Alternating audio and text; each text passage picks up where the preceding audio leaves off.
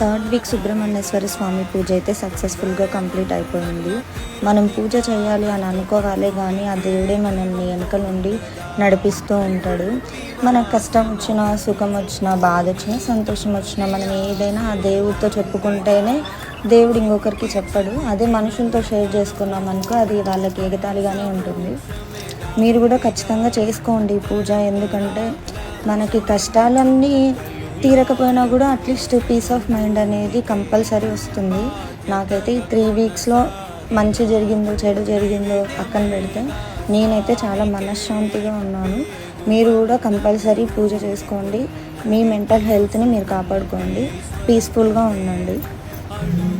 మనం కష్టపడాలి, కానీ రిజల్ట్ అదంతగా అదే వస్తుంది.